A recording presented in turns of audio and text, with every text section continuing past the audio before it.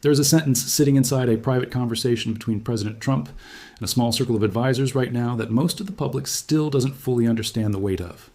He told a reporter directly that he is seriously considering restarting major combat operations against Iran, and that whatever comes next would be bigger than the campaign that already took out Iran's supreme leader back in February.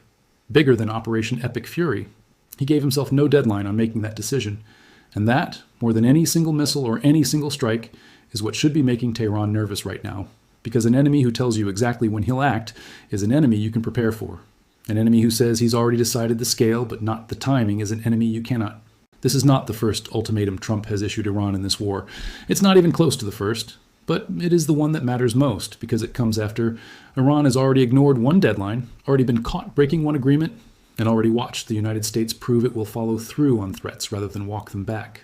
Today, I'm going to walk you through the full history of every ultimatum Trump has issued Iran since this war began, why the pattern of Iran's responses tells you almost everything you need to know about what happens next, why the deadline that collapsed earlier this month changed the entire calculation for both sides, and why the newest warning, with no fixed clock attached to it at all, might be the most dangerous one yet.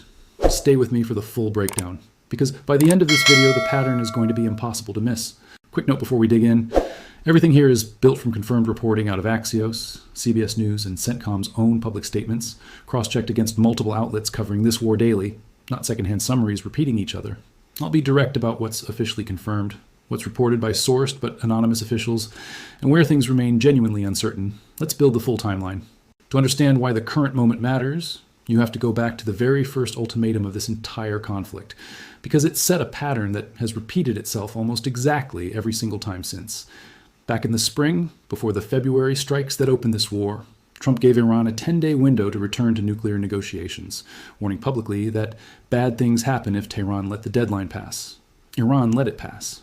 Weeks later, Trump issued another deadline, this time explicitly tied to Iran's nuclear compliance, again warning that Iran would not be allowed to possess nuclear weapons under any circumstances, calling Tehran's counterproposal a significant step forward, but still insufficient to avoid consequences. Iran, again, did not fully meet the terms. And in the days that followed that second missed deadline, the United States and Israel launched the strike that removed Iran's supreme leader and opened this war in earnest. That's the first data point in the pattern, and it's the most important one to hold on to. Every time Iran has let a Trump deadline expire without full compliance, the next move has not been another deadline. It has been military action. Iran's leadership seems to have internalized a version of this pattern that assumes deadlines are primarily rhetorical, a negotiating posture, rather than a genuine trigger. The actual track record says the opposite. Trump's deadlines in this conflict have functioned less like negotiating theater and more like a countdown clock that, once it hits zero without the demanded outcome, converts directly into a strike order. It's worth asking why Iran keeps making the same miscalculation across an entire war, rather than adjusting after the very first time a deadline converted into real strikes. Part of the answer likely comes down to how Iran's own domestic political system processes external pressure. A government built substantially around the narrative of resisting American pressure cannot easily be seen folding the moment a deadline is announced, regardless of what its own military planners privately assess the risk to be.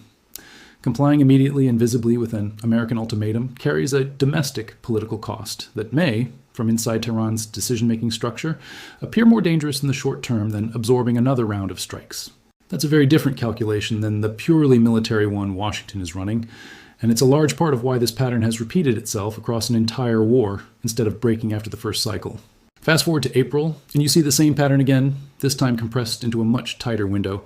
Trump gave Iran a 48-hour ultimatum specifically over the Strait of Hormuz, reminding Tehran publicly that it had already been given 10 days to either make a deal or reopen the strait, and warning of severe consequences if that final 48-hour window closed without action. Notably, Trump himself acknowledged around that same period that he had previously pushed back a deadline at Iran's own request, even as Iran was publicly dismissing the broader U.S. proposal to end the conflict as one-sided and unfair. That detail matters, because it shows Trump has been willing to extend deadlines when Iran signals genuine engagement, but has consistently followed through with escalation when Iran either ignores the clock entirely or uses the extra time to keep attacking anyway. Which brings us to the deadline that I think set up everything happening right now. The one from earlier this month that most casual coverage of this war has already forgotten about, but that fundamentally reshaped how both sides are approaching this newest phase. In the first week of July, after Iran's forces repeatedly fired on commercial vessels transiting the Strait of Hormuz, the Trump administration issued a very specific, very public demand. Iran needed to publicly commit, by that Saturday, to ending attacks on commercial shipping in the Strait, and needed to explicitly, or at minimum implicitly, acknowledge fault for what had already happened. This wasn't a vague warning about consequences in the abstract. It was a concrete, two-part demand with a hard date attached, delivered both directly to Tehran and through regional intermediaries. Here's where it gets genuinely revealing about how Iran's internal decision-making actually works under pressure. Reporting at the time indicated Iranian officials privately told U.S. advisors that firing on the commercial vessels had been a mistake, attributing the attacks to what they described as an errant faction of hardliners attempting to sabotage the broader negotiations. Think about what that explanation actually requires you to believe, that Iran's own chain of command over its naval and Revolutionary Guard forces is loose enough that a rogue faction could independently launch attacks on international shipping without central authorization, in the middle of an active ceasefire, without the broader leadership finding out until after the fact. That's either a genuinely alarming admission about command and control inside Iran's military structure, or it's a face-saving excuse designed to let Tehran quietly walk back an attack it didn't want to own publicly.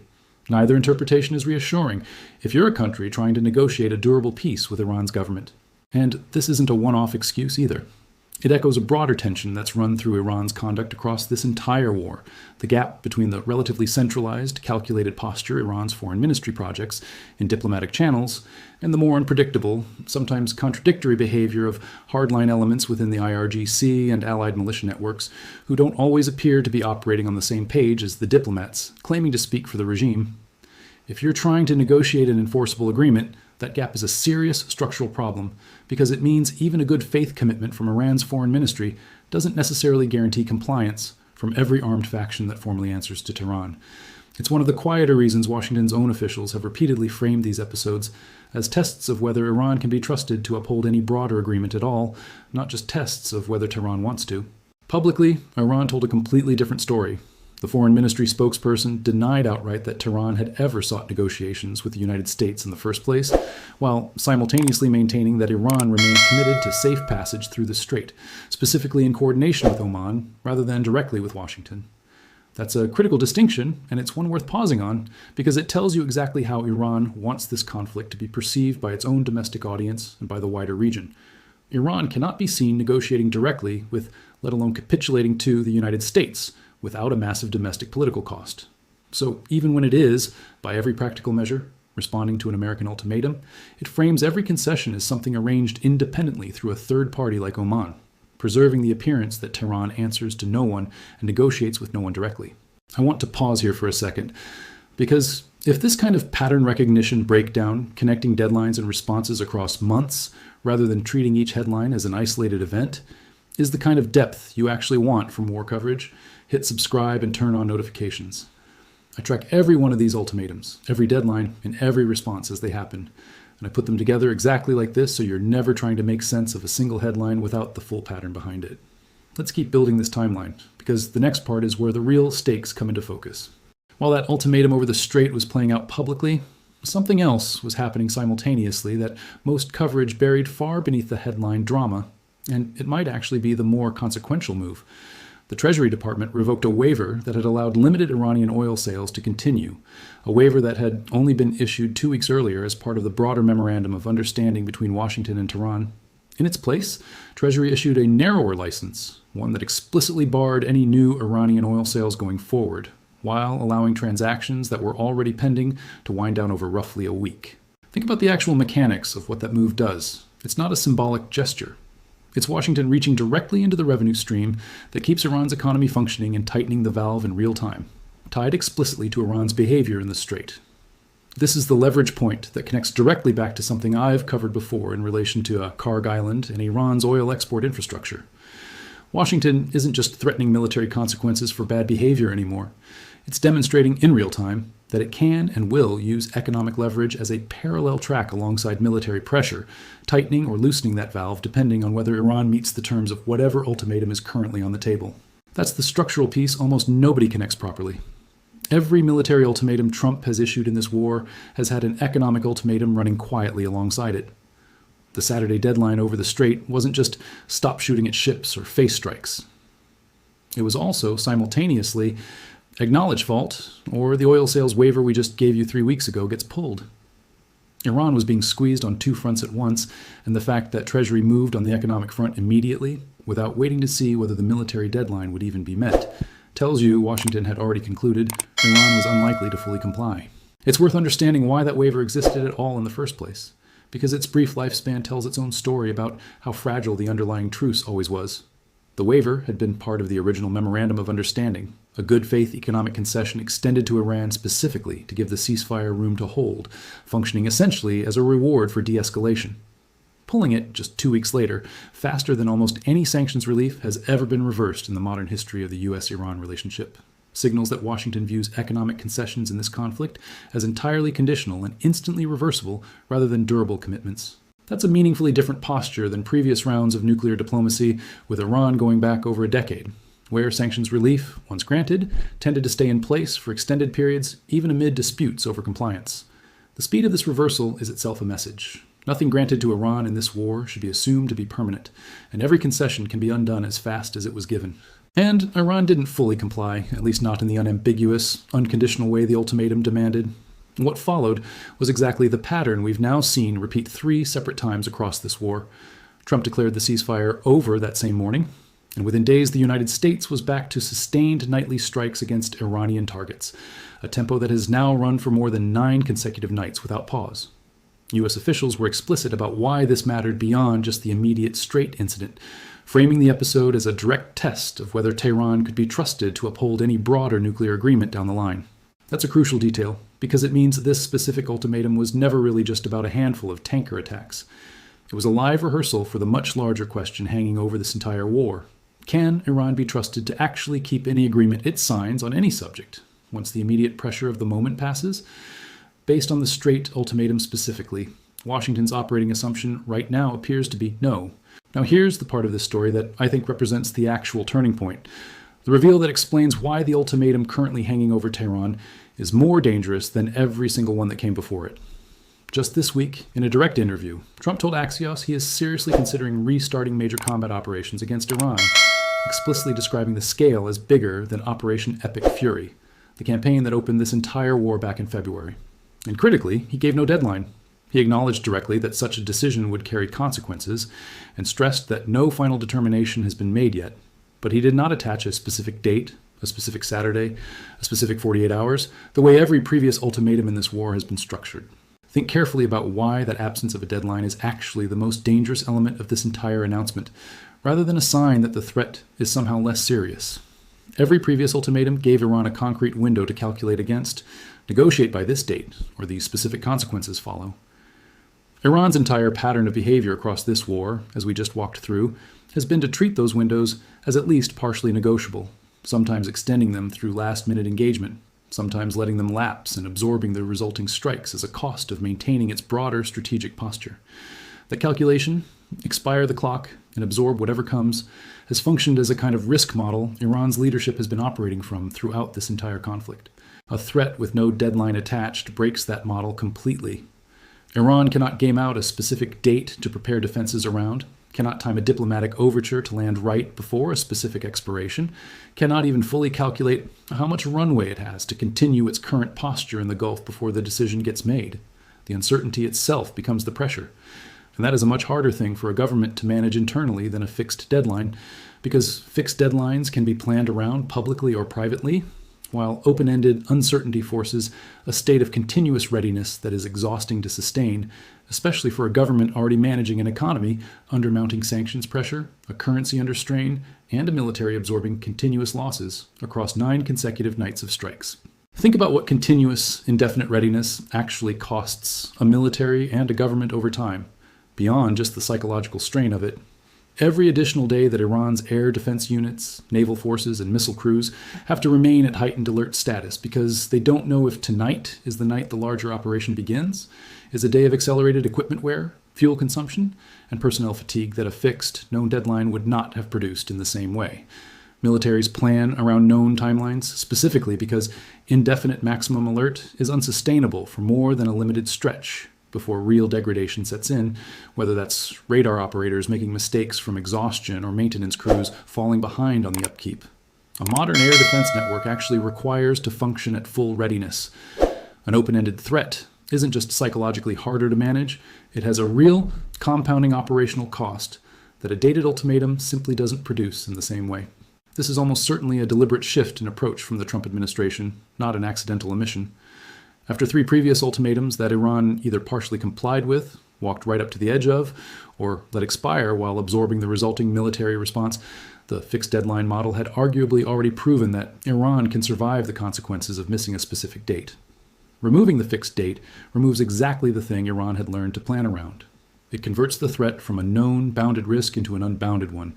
An unbounded risk is considerably harder for any government, especially one already under this much simultaneous economic and military strain, to manage with any confidence. Let's talk about what bigger than Operation Epic Fury actually implies, because that phrase alone tells you something significant about the scale being discussed.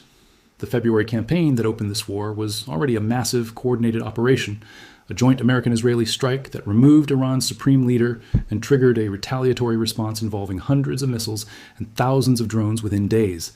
For a potential future operation to be explicitly described as bigger than that, opening strike suggests something considerably more comprehensive than another round of the nightly strikes that have characterized the current phase of the war since July 7th.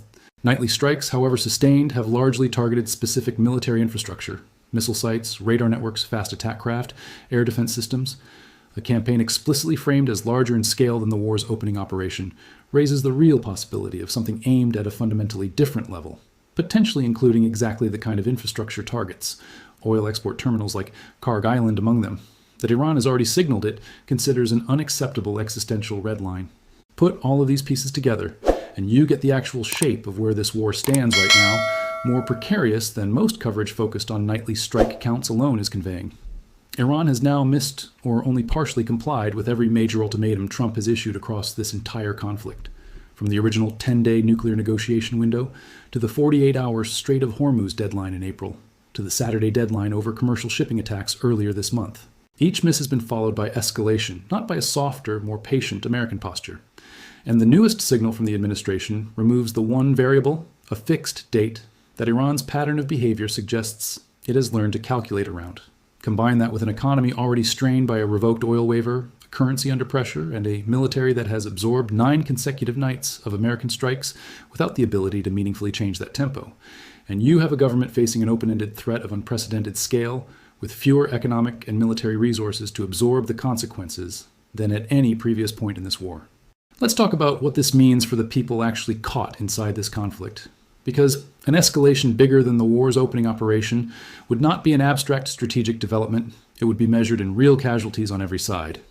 American troop deaths in this war already stand at 17, confirmed by CENTCOM, alongside close to 100 injuries since the current phase resumed in July. Merchant sailors with no stake in this dispute have already died in strikes on commercial vessels transiting the strait. Civilians in Gulf states hosting American forces have already had their infrastructure hit by Iranian retaliation. Every escalation this war has gone through so far has widened the circle of people paying the price for a dispute between two governments, and a campaign explicitly framed as larger than the operation that opened this war would almost certainly widen that circle again on a scale that's genuinely difficult to predict from the outside looking in. There's also a broader economic dimension to this that extends well past the immediate battlefield, one that touches essentially anyone who buys fuel, ships goods, or relies on products that travel through global supply chains. A campaign larger than the war's opening operation, if it does end up touching Iran's oil export infrastructure directly, would land at a moment when global markets have already spent months pricing in disruption risk from a strait carrying roughly a fifth of the world's traded oil and gas. Every additional escalation compounds the uncertainty premium already built into shipping insurance, energy futures, and freight costs, meaning the actual audience affected by whatever decision Trump makes next extends far beyond the Gulf region itself, reaching into gas prices and shipping costs in countries that have no direct connection to this conflict at all. So where does this actually leave us, and what should you genuinely be watching for in the days ahead? The honest answer is that nobody outside a very small circle of decision makers in Washington knows exactly when or whether this next escalation happens. And that uncertainty is, by design, the entire point of removing a fixed deadline in the first place. What we do know, based on the clear pattern across every previous ultimatum in this war, is that Iran's default response to pressure has been to publicly project defiance while privately signaling partial willingness to de-escalate through third parties like Oman, a pattern that has bought Tehran time before but has never once prevented the eventual military consequence when compliance fell short of what Washington demanded. If that pattern holds one more time, watch for exactly that combination in the coming days. Public statements of resolve out of Tehran, paired with quiet diplomatic movement through Omani or other regional channels, while the actual military calculation in Washington continues moving forward on its own separate timeline, entirely unbound by whatever Iran says publicly in the meantime. Before you go, two things I'd genuinely appreciate. First, if walking through this full pattern of ultimatums, start to finish, gave you a clearer picture than any single headline could on its own, share this with someone still trying to piece together how we actually got to this point in the war. That's the only way analysis like this reaches people, instead of getting buried under shorter, louder clips, repeating the same 3 lines. Second, I want your read in the comments. Do you think Iran finds a way to de-escalate before this open-ended threshold gets crossed, the way it's partially managed to buy time before? Or does the removal of a fixed deadline mean this time genuinely plays out differently?